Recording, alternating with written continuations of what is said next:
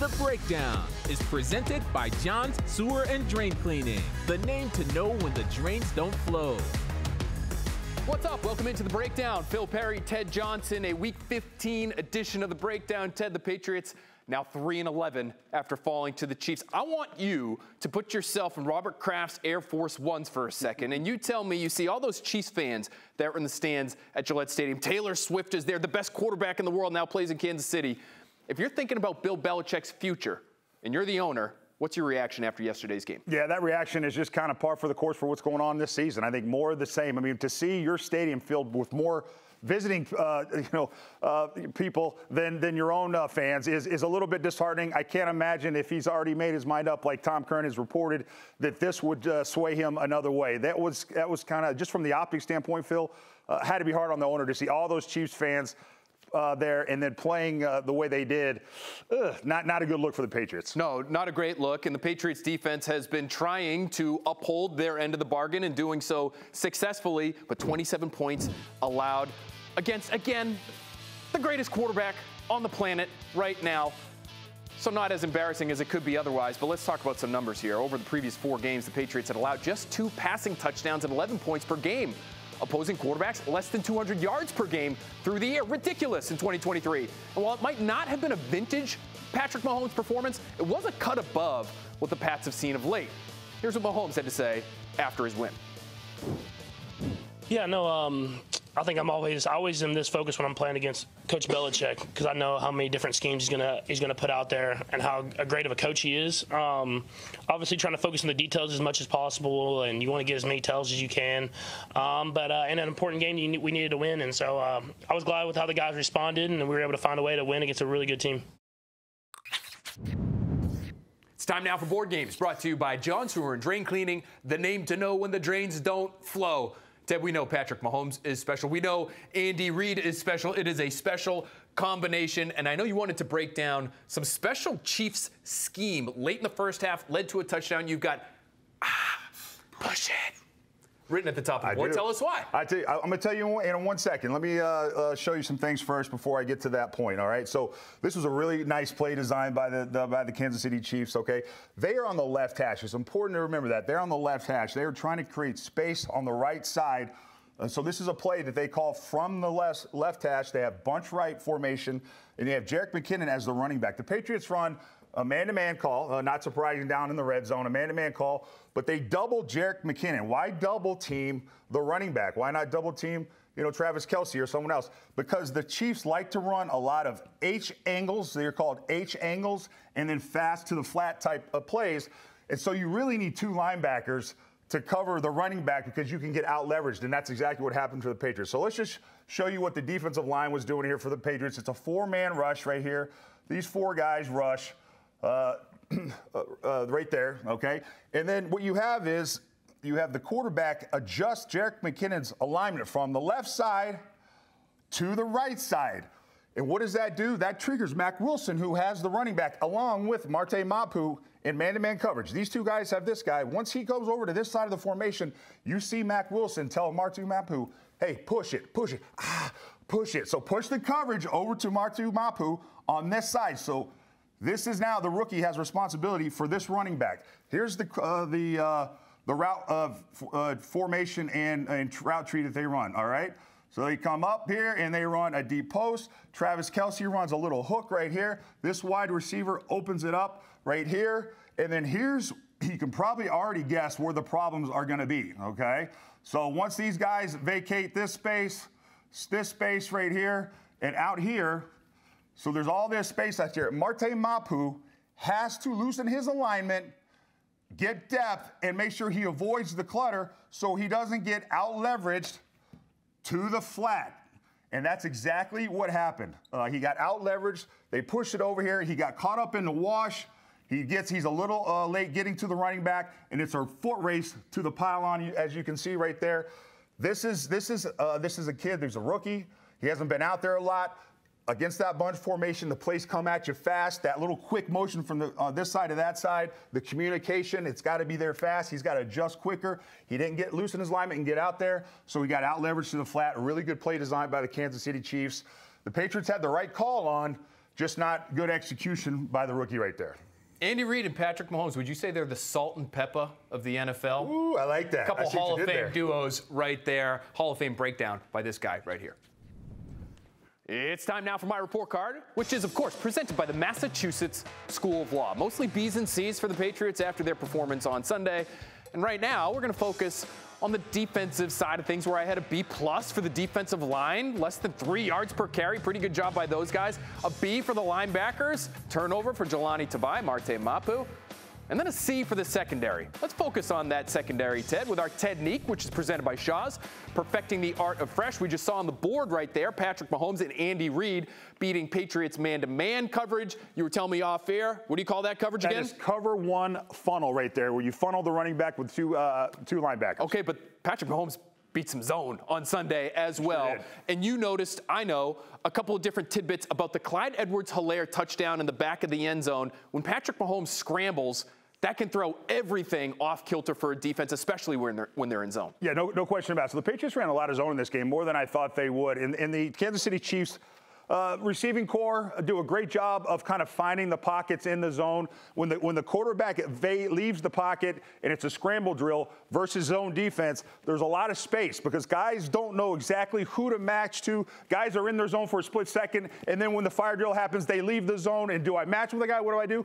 And so you see a lot of open guys when teams play zone against the Kansas City Chiefs. And the Patriots did a lot in this game, particularly I was a little bit surprised down by the red zone, okay? So on this play, Clyde Edwards-Helaire, he's an offset back on this play. And they're inside, I want to say, like the 10, 15-yard line, all right? And so if you're going to run zone in this close to the end zone, you better match to him quick, okay? And I'm playing Jelani Tavai on this play, okay? Jelani Tavai just has hook to his side, very simple, just hook to his side, and anything that comes in there, match to it, okay? And so on the snap of the ball, Clyde Edwards-Helaire runs a H angle, so he comes out and then inside, and so boom, Jelani Tavai matches to him perfectly. But the quarterback's still in the pocket, all right? And then all of a sudden, you see the quarterback leave the pocket to his right, and all of a sudden, Edwards-Helaire gets behind Jelani Tavai, and it's a fire drill. Jelani Tavai loses his coverage for a second, and he doesn't know. Is he in my zone? Is he out of my zone? Does it go to another zone? The quarterback's scrambling, and by that little hesitation by Jelani Tavai kind of not knowing where his guy is for a split second because it's zone, Patrick Mahomes makes a great throw to the back of the end zone. Great catch. He's there, but it's a little bit too late, and that's what happens when you play the Kansas City Chiefs. When the quarterback scrambles, if you're going to play zone, you got to go match to that player that gets in your zone right away and then run with him wherever he goes from that point. So many factors at play if you're a defender against the Chiefs. Again, Andy Reid's scheme you have to contend with, the scramble drill situations where the quarterback throws it, the scramble drill situations, Ted, where maybe Patrick Mahomes scrambles. We know he can run for first downs and touchdowns as well. Maybe Jelani Tavai has to come up and make a tackle. Yeah. It's a lot. It's a lot on defenders' plates when they play the Chiefs. Now, one defender for the Patriots who had himself yet another big-time game was Christian Barmore. Ted, this guy has been dominant really since, I would say, early October. What'd you see from him on Sunday that you liked? Yeah, I love it. I thought it was his best game. I mean, he had a couple tackles for a loss, couple quarterback hits, a sack, and you know what he's doing, Barmore? He's getting off and he's getting low. It's a game of leverage. Football, very, very simple. Game of leverage. Come on, Phil. Here you go, Bubba. This is where I end up on the wall back here. Okay, I'm ready, though. You know, the best thing for a defensive line, outside linebackers, is good get-off, good explosion, all right? Because that gets these offensive linemen on their heels, and that's what you want. So at the snap of the ball, you'll see Barmore say, hey, boom, he gets right up in him, and you see this offensive lineman literally bounce backwards, okay? Once he's got this lineman going backwards, he's like a pig on ice, right, Phil? And now when you have him kind of backing up like that, you can do anything you want to him. You can go this way, you can go that way, and he has his choice on how he wants to get to the quarterback just by how powerful and low he comes off the line of scrimmage. That initial shock, that initial hit right there, Phil, gets that offensive lineman going back on his feet, and then it's all over, and he has the leverage. I'm going to start stealing shoulder pads from our friends from Needham High so that I can bring them to the set on a weekly basis. Please do. I'm not in that kind of shape right now. I know it's mid-season, but I'm in like out-of-season form, like out-of-season forever. Good job by you, Ted. The Breakdown is presented by John Sewer and Drain Cleaning, the name to know when the drains don't flow. For the second week in a row now, it was the tale of two halves for Bailey Zappe. He was nearly perfect in the first 30 minutes against the Chiefs. Anything but after halftime. Over the last 2 weeks, Zappe has thrown for 4 touchdowns and 337 yards before halftime with a ridiculous passer rating of 135.1. After the halftime break, just 83 yards passing and 2 picks. That's 83 yards in 60 minutes of football, Ted. Is this a situation where you have a young quarterback who, when he gets outside of the script, those first 15, maybe 18 plays, he just has his head spinning because those numbers are absurd? Yes, Phil. You would be correct in saying that because let's face it, those 15, 20 plays that he's comfortable with, they've been repping in practice. The defense usually comes out in the game too, and they don't run their most aggressive stuff. They're playing a little bit conservative. They're kind of feeling their way through the game, and then they really, after they get through the first half, they see how the game's unfolding, then they hit you with more exotic stuff, and that's what happened with Bailey. I think that's what's happened to him the last 2 games, and he's just not ready for what these defenses are giving to him in the second half. First play of the second half on Sunday, he throws a pick. He's rolling out to his right. What'd you see on that play? Why did he make that decision, do you think? You know what? That was him. I think, we talk about confidence, and I think the kid maybe was just a little bit overconfident on that play. I mean, the kid, obviously, he's got a lot of moxie, but he threw that ball thinking he could get it in there. It wasn't even close. That is just a bad play. Almost Brett Favrean, that pick. Oh, yeah. Just a little too much belief maybe in yourself thrown into a crowd there. One of the reasons for Zappe's struggles on Sunday, the Patriots continued to struggle on third down as a team for the season now. They ranked 29th in the NFL, converting less than 32% of their third down chances. On Sunday, they were just 2 for 12 on third down, including 1 costly sack in the third quarter, which Zappe discussed after the game. There was one time I got sacked on a corner pressure. They didn't do that in the first half. They did it in the second half, and they got me on that one. That's something that, we watched on film all week to be ready for, and it was just something I missed. I sent the mic the wrong way, and I got to mic it backside, just things like that. They adjusted, we adjusted. I just didn't execute our adjustments, and that was the difference. So I just got to get better. We're back out here for Board Games, brought to you by John Sewer and Drain Cleaning, the name to know when the drains don't flow. Ted, you heard Bailey Zappe describe one of the sacks, one of 4 that he took on Sunday there. It felt like the whole second half he was a little sped up. We're going to describe one of those sacks here. You've got Mike Miscue written at the top of the board. What's it mean? Yeah, because Bailey Zappe, he's got to identify the mic, all right? Identify the mic, which sets the protection for the offensive line sliding right or sliding left. So it's very important to identify the mic so that the offensive line knows which way to go. So he incorrectly identified number 21, Mike Edwards, as the mic on this play. And it was this was a really well executed zone corner blitz by the Kansas City Chiefs, okay? And it was a really good execution of this because they call the corner blitz when the Patriots are on the left side of the field, on the left hash. So it's a shorter distance for the corner to get to the quarterback. You don't want to do a corner blitz from the left side on the right hash, right? Because it's just a lot longer to get there. So he's in closer proximity to the quarterback, thus calling a really good play on this 3rd down and 12 play. The Patriots were only 2 and 12 on 3rd down. This was a killer down for them. Kansas City doing a real good job, okay? So we're not going to focus on the routes as much. It's trips right for the Patriots, okay? We're going to focus more on the interior stuff. So here's what you have. You have the Mike Edwards, number 21, kind of sugaring down in the box here, getting the attention of the quarterback and everyone else. You see Tyquan Thornton, Phil, pointing to this DB who's also sugaring as if he's going to go. So it looks like all the action is over here. And so thus, call it to the mic right, slide right, wrong call, and you'll see why. So the line slides to the right. Basically, the tackle, he's going to back up, the guard's going to back up, and the center is going to back up. And they have to take these 3 guys that fall. This D lineman comes up and then under. He's not going to come outside on this rush because he wants to make that corner short for that cornerback on the blitz. So he comes up and it spins underneath here. This D lineman comes around right here. This linebacker blitzes through here. So these 3 guys have these 3 guys. This linebacker drops. It's a zone blitz. They're playing zone back here.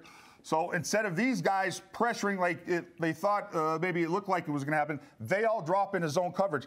But this cornerback does a great job of timing it up off the edge.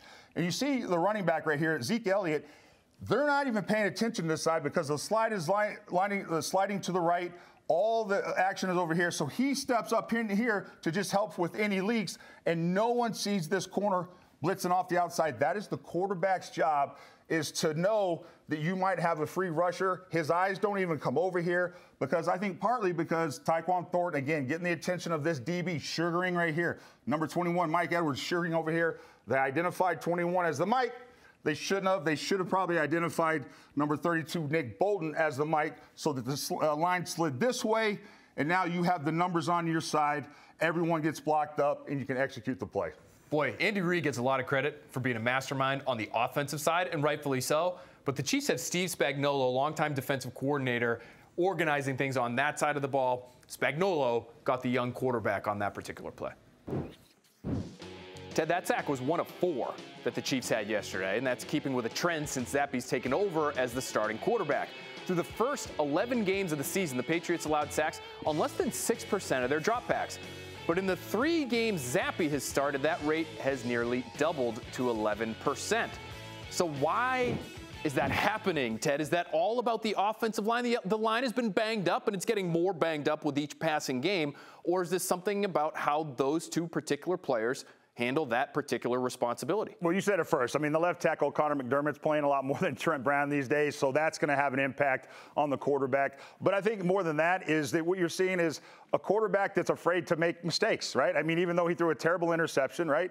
I think the sacks are going to go up. And you would think theoretically the interceptions will go down because how many times did you see Mac Jones throw an interception where you just would say, just take a sack there. Don't throw the ball away there. And so my guess is that's what they're coaching to Bailey. So he's going to take more sacks and not try and make plays like Mac did and throw interceptions like Mac did. It really feels as though both quarterbacks have handled pressure poorly for the vast majority of the season. The starter, Mac Jones, would make ill-advised throws and end up with interceptions. Now his backup is in. He's taking sacks. How many throwaways have we seen this year, Ted? It feels like you could probably count them on one hand. They could probably have used a few more of those.